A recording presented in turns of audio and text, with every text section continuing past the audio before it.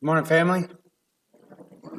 Um, I am happy to be back home, and I am even happier that I actually have my voice this time around. So that's nice. Um, it's life brings a lot of struggles to us. A lot of things can be really hard to deal with, and um, I've spent more time mourning and grieving as a Christian in 10 years than I have uh, before I was a Christian for 23 years. Um, and it applies to all kinds of things. I grieve people who won't hear. I grieve people who um, are okay with a surface level of understanding of the God that they've already said they believe in.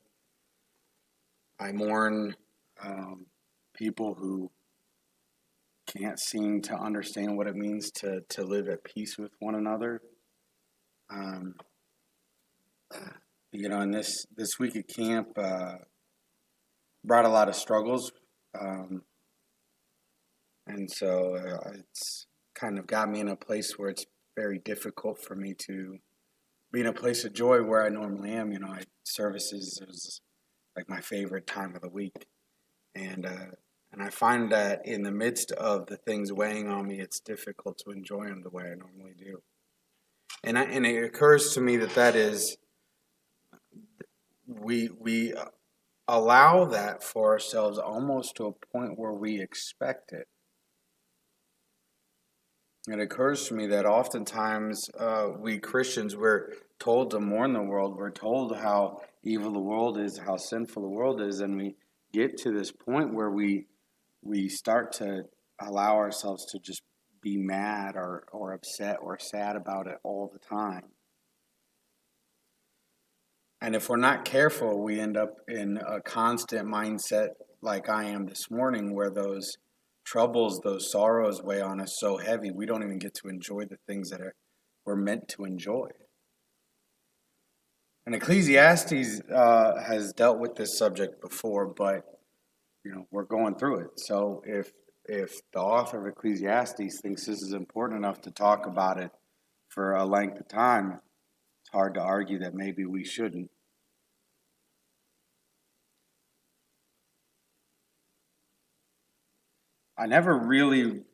It's always easy for me to forget how new a lot of this is for me. I met campers at camp this week who have been a Christian longer than I have. And that was kind of tough, I'll be honest. There's a part of me that kind of struggled with finding that out. And it can be really easy for me to get hard on myself. And I forget that I only attended church for 4 years before I started preaching at one. And I get such high expectations on people. And I expect them to know more, and I expect them to do better, and I get so hard on themselves. And in turn, I do it because I have such high standards for myself. It can be difficult not to project that onto other people. But Ecclesiastes kind of shows us that there comes a point where we just have to stop. We just have to stop worrying about it sometimes. Verse 1 says, "But all this I laid to heart, examining it all, how the righteous and the wise in their deeds are in the hand of God. Whether it is love or hate, man does not know. Both are before him.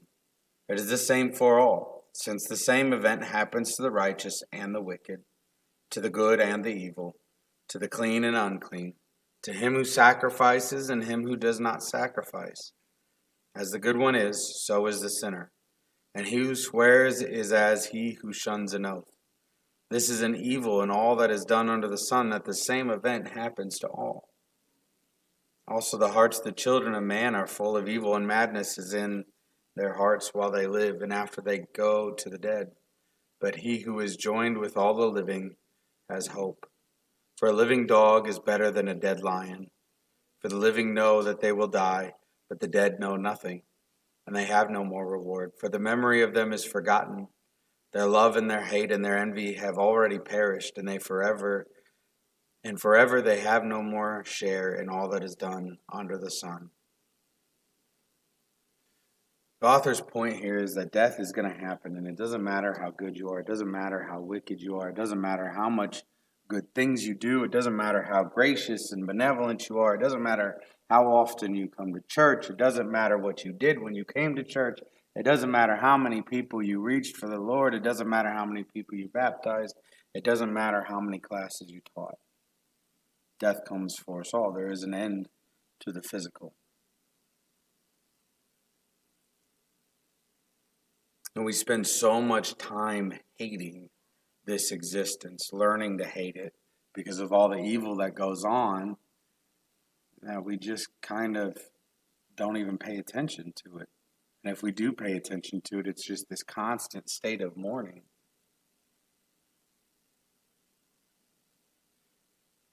But if you go back to verse 4, verse 4 says, "But he who is joined with all the living has hope. For a living dog is better than a dead lion. For the living know that they will die, but the dead know nothing, and they have no more reward.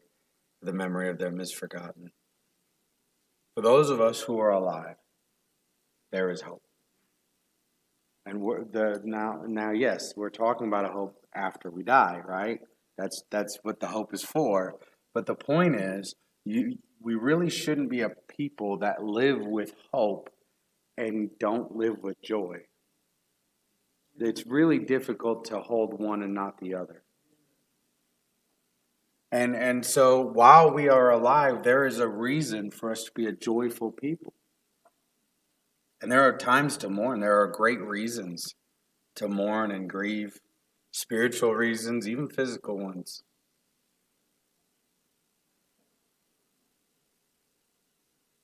But I have to wonder sometimes if there are periods in my life where my faith has struggled more than it needed to, simply because I chose not to find joy in a moment. How much stronger would hope prevail in my life if I refused to allow myself despair? Verse 7 says, "Go eat your bread with joy and drink your wine with a merry heart. For God has already approved what you do. Let your garments be always white. Let not oil be lacking on your head. Enjoy life with the wife whom you love, all the days of your vain life that he has given you under the sun. Because that is your portion in life, and in your toil at which you toil under the sun. Whatever your hands finds to do, do it with your might. For there is no work or thought or knowledge or wisdom in Sheol to which you are going." You see, you're not going to gain anything once you die. We don't learn more once we die. Now, for those of us who live in that hope, there's a period where after Judgment Day we are joined with God at his throne. There is knowledge to be gained there, but that period in between, death itself doesn't actually bring us anything. You're not going to find, if you didn't find joy in life, you're not going to find enjoyment waiting on Judgment Day. And if you don't have hope here, you're not going to find hope after you die. We are not to be a people who walk around with our heads down and our knuckles dragging. Listen, God already showed himself approving. He already approved of us. That's why he presented us with the choice. I spent a lot of time teaching kids this week the value that we have, the value that Christ's sacrifice shows us. And it always astounds me every time I talk about it. There's people that tell me how much they're struggling with self-worth. But how can we struggle with self-worth in the face of these revelations? God showed you approved when Jesus Christ came and died for you. So why then do we walk through life acting like we're not? And why do we spend so much of our energy being angry or hateful at a world who does not know God? Why do we expect less of them? Why do we expect more of them? Why do we expect a world who isn't of God or doesn't know God to be godly?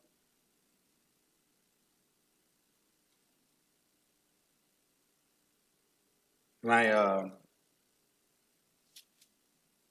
friend of mine who kind of became a mentor earlier in my life used to tell me all the time. He always reminded me, especially when I was little. He said, "Disappointment is the result of failed expectation. Disappointment is the inevitable result of unmet expectation." Right? When we expect something and that doesn't happen, all disappointment comes from that place. No matter what we're disappointed in or who we're disappointed. If you're disappointed in somebody, that inherently implies that you have higher expectations of them. It's why I spend so much time telling Brandon I'm disappointed. Sorry. It wouldn't be Sunday if I didn't point you out. Love it. So this is honestly something that is, and I talk about this kind of subject and find ways to teach about it because it's been such a hard lesson for me to learn over the last few years, especially this idea that I don't have to walk around worrying all the time. I don't have to walk around grieving the world all the time. The fact is, the world is the way the world is because what other way is it supposed to be? And real godly sorrow, that's usually the angle we come at. Well, we should feel godly sorrow for people who don't know Jesus. Absolutely. But I would insist that godly sorrow requires something happen. When we feel godly sorrow over our own sin, what's the result? Repentance, right? When we feel godly sorrow over what we've done, that's what drives us to repent. That's what drives us to be baptized. That's what drives us to put faith in the concept of salvation and redemption. So you can't argue that you're feeling a godly sorrow over people who don't know Jesus and then insisting that you don't have to teach them Jesus. Because real godly sorrow, that's exactly where it would send you.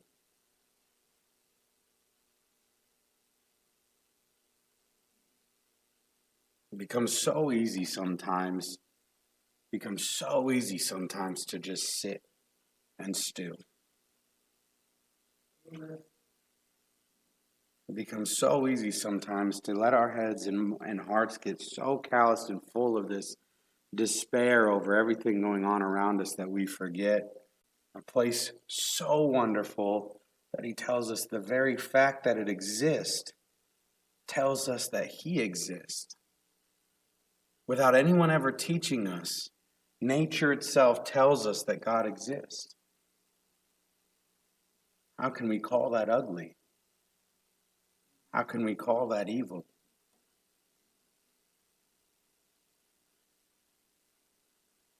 Verse 11 says, "Again I saw that under the sun the race is not to the swift, nor the battle to the strong, nor bread to the wise, nor riches to the intelligent, nor favor to those with knowledge, but time and chance happen to them all. For man does not know his time.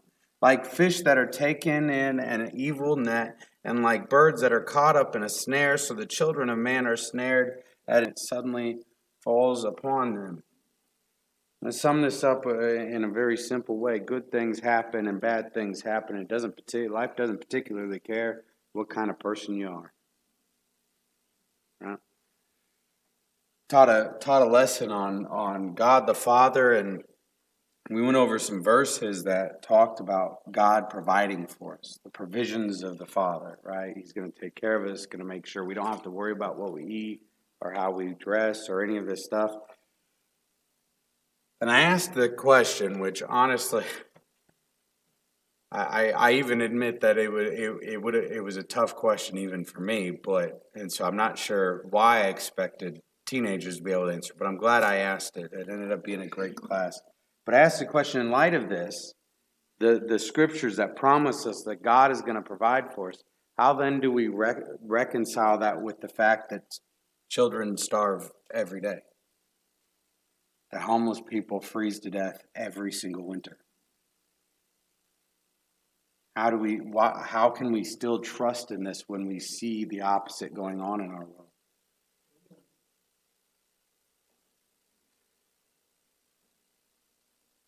I talked to him about, God as an eternal being, and he is primarily and wholly concerned with that of the things of eternity.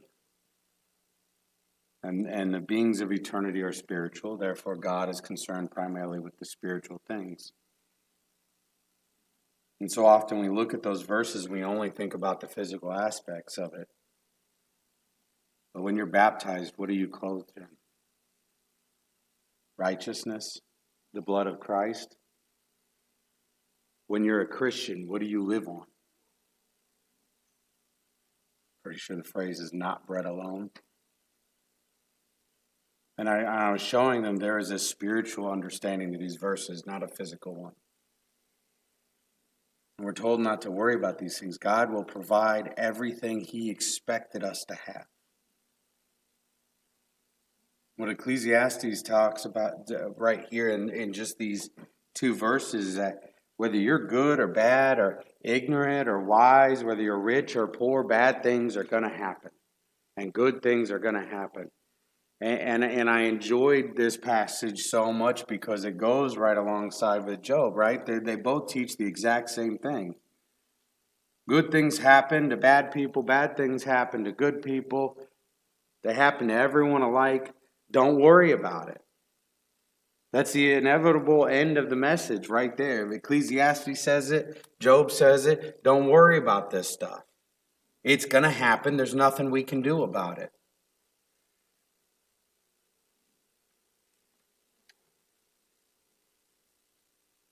In verse 13, it says, I have also seen this example of wisdom under the sun, and it seemed great to me. There was a little city with few men in it, and a great king came against it and besieged it, building great siege works against it. But there was found in it a poor wise man, and he by his wisdom delivered the city. Yet no one remembered that poor man.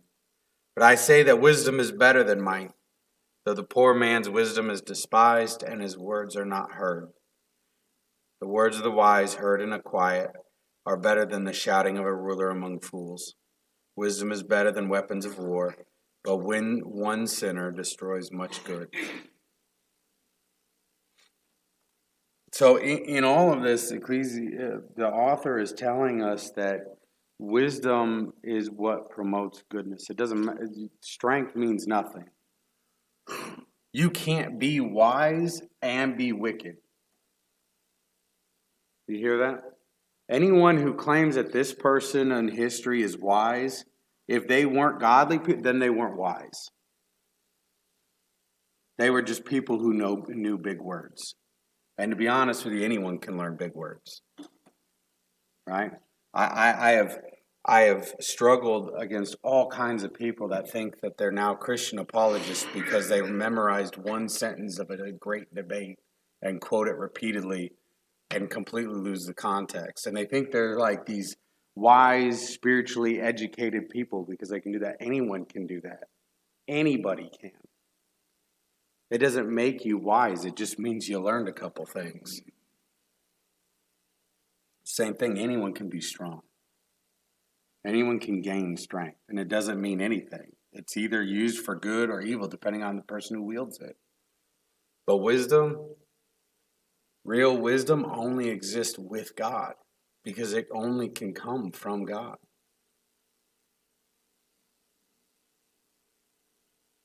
And here's the thing. It goes back to the same concept, right? Even the wise suffer bad things. Right? In this story, Ecclesiastes, in this particular story that he's telling, the wise man wasn't blessed beyond measure. He was a poor man in a city that was besieged by an army. He wasn't the rich man. He wasn't the leader. He wasn't an authority figure. He was just a guy. We make the mistake of thinking that if we just do what we're supposed to do, if we're godly people, that good things are bound to happen to us.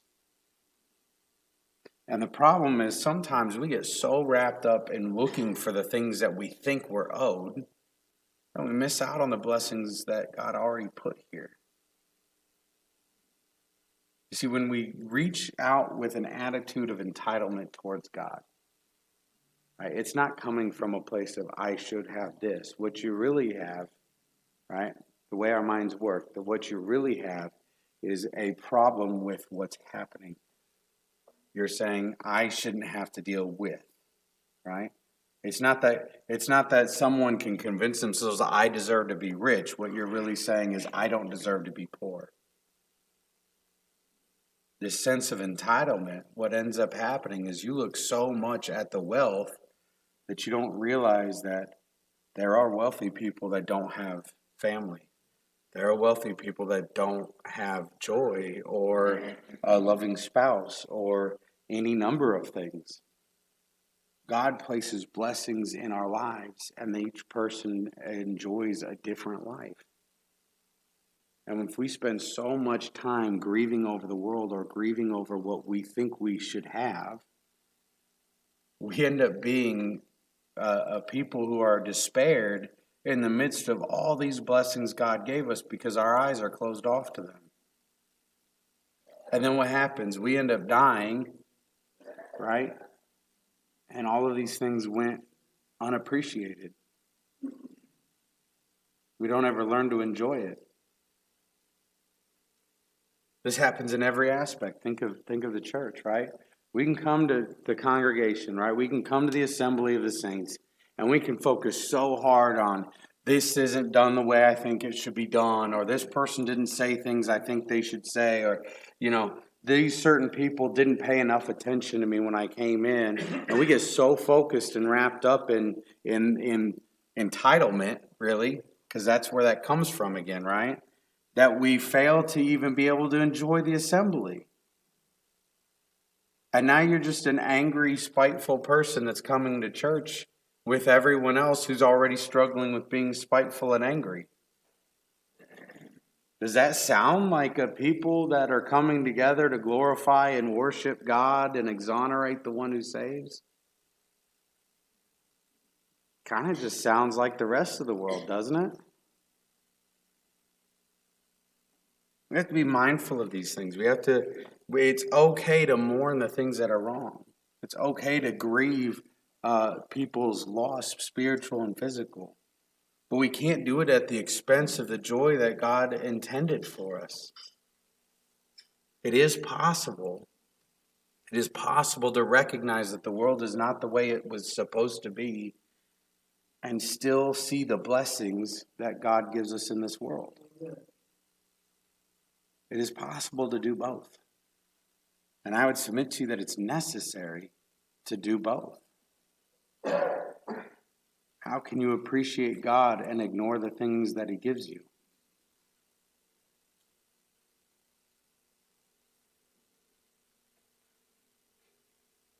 The other point of this story that 14 through 17 gives us is that same repeated theme in Ecclesiastes, that death is inevitable, right? Death is going to come to everyone. And the memory of us is going to fade. There's going to be a time when no one remembers who I am. No one on earth knows who I am. And believe it or not, there's going to be a day when no one remembers who Mr. Zacharias is. There's going to be a day no one remembers who Dave Engel is. And all of us will suffer a day, some point in history, where there is no one left who even knows who we were. And we can spend our whole life fighting to try to prevent something that God tells us is inevitable. It's going to happen, right? Because if your name was permanent and fixated to be remembered by all of mankind throughout all of existence, you'd be God. Like, that's God's position. There is one name above all names, and it's not our place to try to elevate ours above others. It's okay for this to be temporary, you guys. It's okay for us to enjoy temporary. It's okay for you to find life and love and happiness in something that you know is going to pass. It doesn't mean you're not meant to enjoy it. It means that that's not where your hope comes from. There is a difference. You don't have to be sad about it all the time.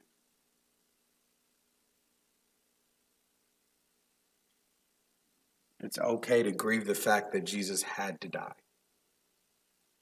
But it doesn't mean we have to be sad that he died. It is something for us to rejoice at. A, because he didn't stay dead, and B, because of what it offered us. What an insult. What an absolute insult to the Son of God. We're to mourn with those who mourn, but we're supposed to rejoice with those who rejoice. And I may have misread my entire Bible, but it really does appear that God pretty well rejoices over the things that he makes. So my end point in all of this, mourn the things that need to be mourned, but don't make it your life. Don't make it who you are. Find time to enjoy God's blessings. Find time to rejoice at his work. And if it's something worth mourning, it's something worth doing something about. Do not mourn those who have not heard the gospel while refusing to tell them about the gospel.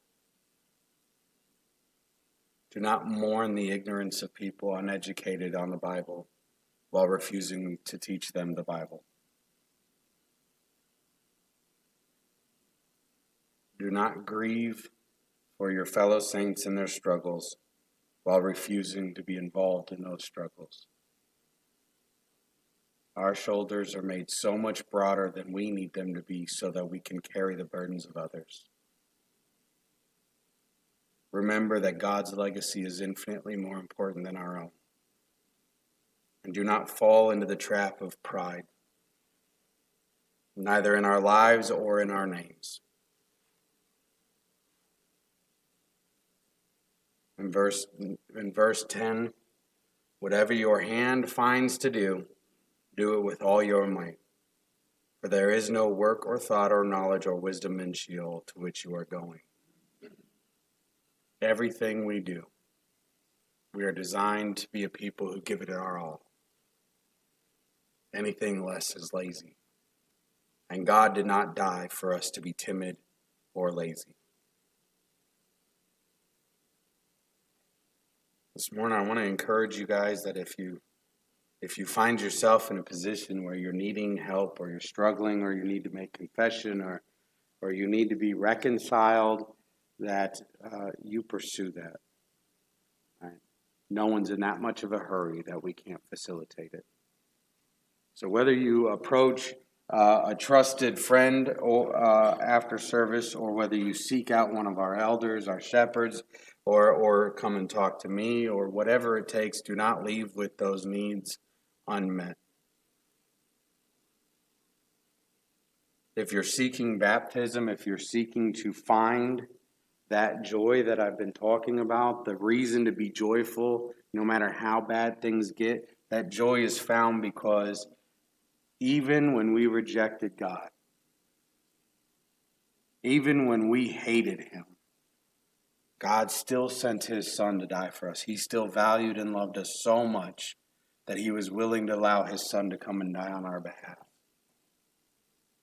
And in resurrecting him and taking him back to his side afterwards, he provides us with an opportunity to join him in that, to become inheritors of the promise, to become citizens of the kingdom.